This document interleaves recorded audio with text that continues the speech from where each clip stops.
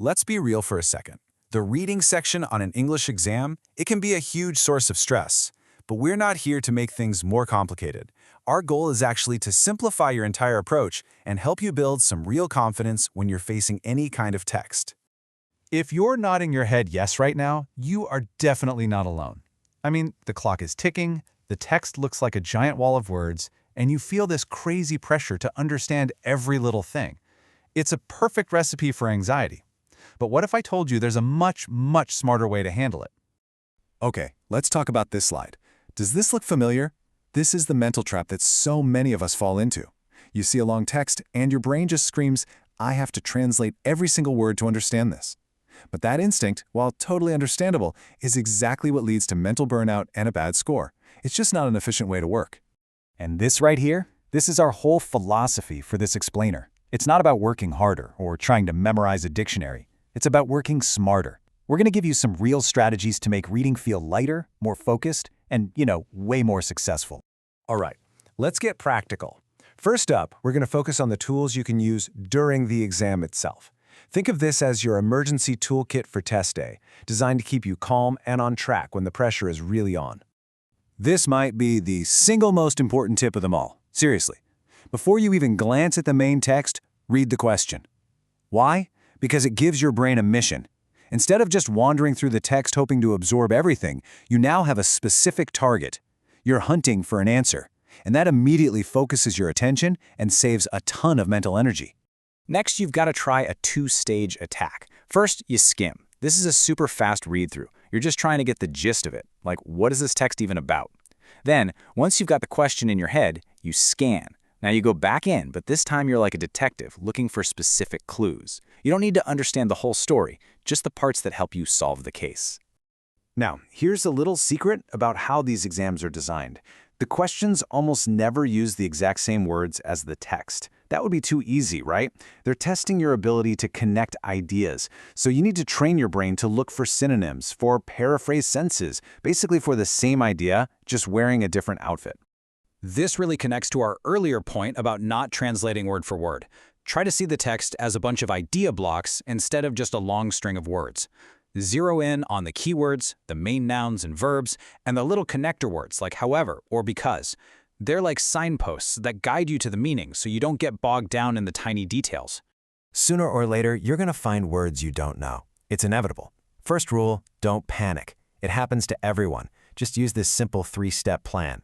First, ask yourself, what kind of word is this? An action, a thing, a description?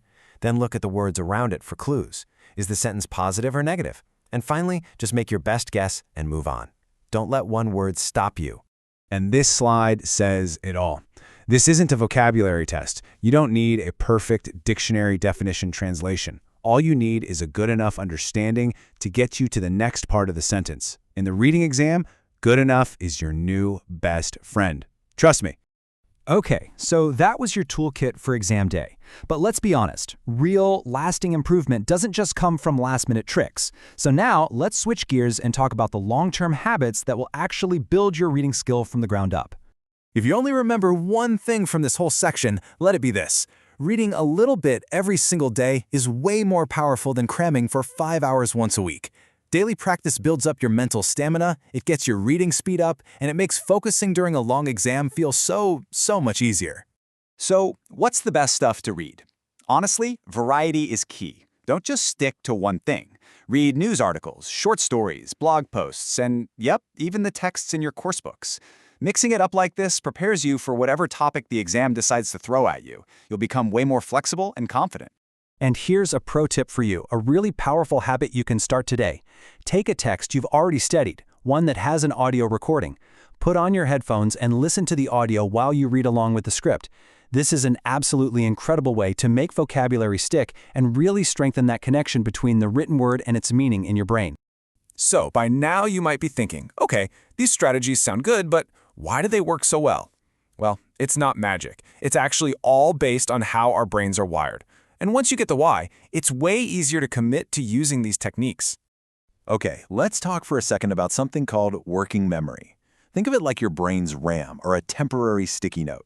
It's the mental space you use for whatever you're doing right now, like reading.